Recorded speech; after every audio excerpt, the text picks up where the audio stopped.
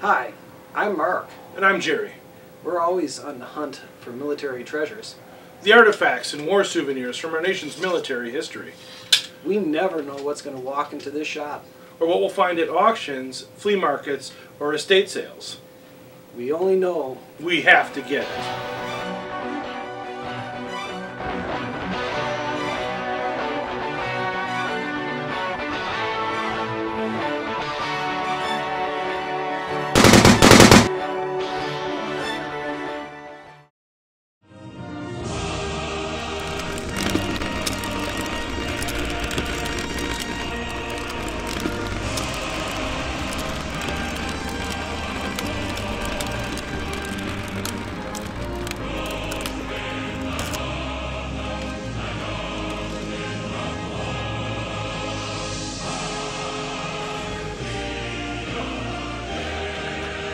Wow.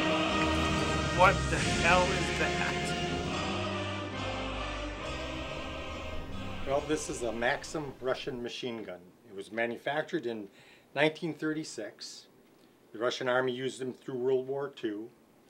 It's set up right now to fire propane and oxygen. We use it for reenactments. It cannot fire any live ammunition anymore. And I'm thinking about selling it.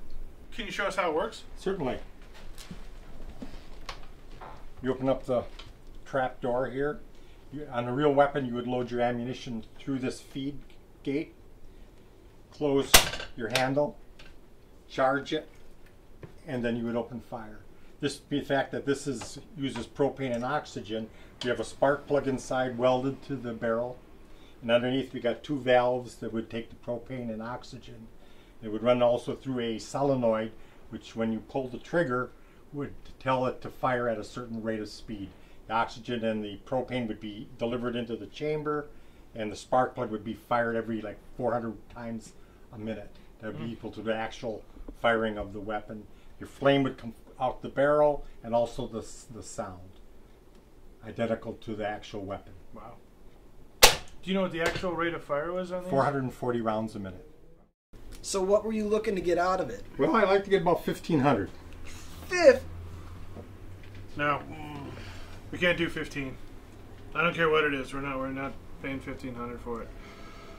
It doesn't shoot, right? Right. It's used for reenacting and a movie prop. It fires oxygen and propane. So it's just a decorator piece, really. Right, pretty much. I mean, it's a cool decorator piece. Don't get me wrong, but yeah, we can't do 15. Well, what do you think you can do? I'm thinking. How about we split the difference? All right. We could do 750.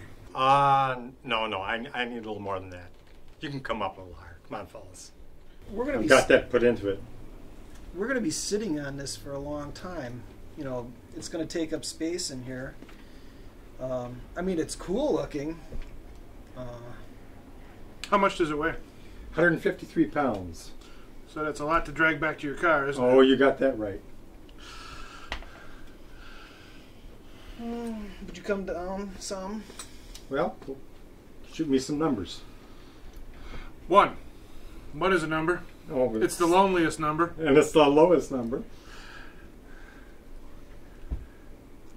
I don't know. I mean, this is really my top number. How about 800? 8. Cash? Cash? My friends call me cash. You got a deal. All right. Sound good? Sounds good. Okay. Thank you, sir. Thank you.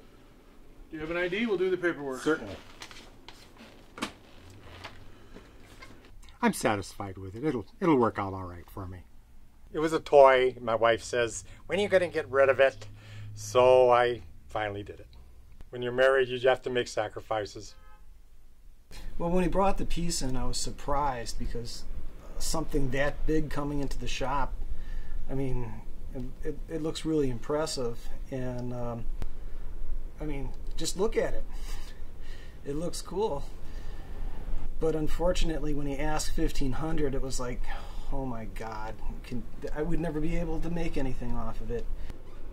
when he first came out with 1500, I thought that was a little high. I have seen some of these, they call them non-guns at shows and things like that before, and they just don't get up there because they're not actual live guns anymore. They're still great pieces. The reenactors like them, the collectors love them, but they don't hold the value that a functioning firearm does. So he was a little high on that. So I thought we came in at about half, figuring we could maybe sell it for around $1,200. We're here today in Rockford, Illinois for the World War II Days, a big reenactor event focusing on World War II. There's over 1,200 reenactors from various World War II units as well as vehicles and encampments for the public to see. This is a great event for us to do because we get to offer our wares to not only our regular customer base of collectors, but also reenactors and the general public who's never seen a lot of this stuff up close before.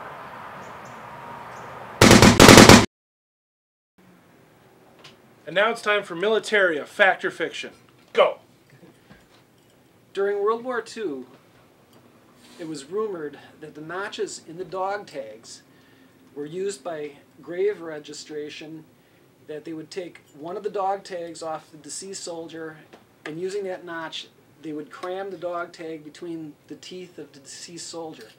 They would take the other tag with them, and that would go into a registration. This is our Graphotype 1200. This is a World War II U.S. dog tag machine. This is a World War II dog tag blank. Notice that when I put the dog tag in the machine, that notch lines up with the notch on the carriage itself. This assures perfect alignment for all the dog tags being created. World War II dog tag rumor, fiction.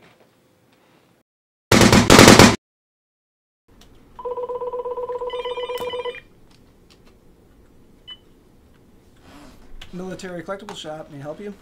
Yeah, do you guys buy samurai swords? What do you have? I have a mint condition, you know, probably never find a better one, World War II Japanese samurai sword. I mean, I'm wondering how much can you give me for it? Well, I'd really have to see it, you know, because there's a lot of variations, and, you know, condition is a big part of it. But well, this is definitely mint condition. I doubt you will find a better one. I mean, I really want to know, you know, honestly, like, what do you normally pay for them? You know, what can I get out of this?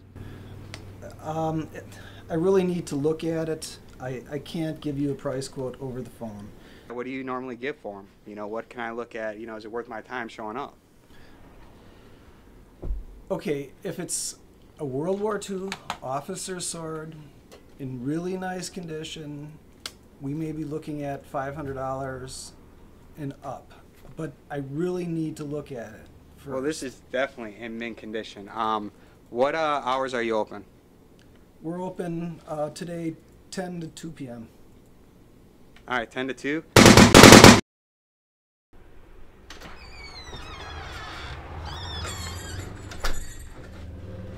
Hey, I'm the one that called you up about a Japanese sword. This is the mint condition. Oh, that is samurai mint sword. condition. It's I mean, I don't think mint you'll find a condition. better one than that. That's not even a real Japanese sword. Yeah, it is. No. That's from World War II.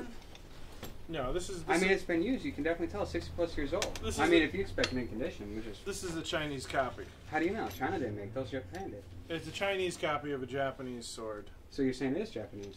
It's a copy of a Japanese sword. What do you mean copy? Why would China make something that they didn't have To nothing sell do? it to They the, make like to plates the and cups. tourists, right? Uh-huh. Yeah, it's not an authentic But I piece. mean, when I was on the phone, you already offer like $500. It's a $10 sword. I'll take $10.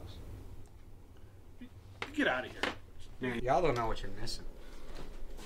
Have a nice day. Y'all too. And that's why we don't give price quotes over the phone. One of the things that we try to look for, or some of the things we try to look for whenever we're reviewing a piece, you know, there's an old quote that the devil's in the details. And while a lot of badges and daggers and everything will look good from the front, it's a lot of time the backs, how the construction techniques, the age, you know, how it's aged, did it age, is it artificially aged, or is it a natural age occurrence? Is there tarnish? Is there wear? Is the wear in the places that there would be wear? Or did somebody just take and steel wool it to make it look old or distress it?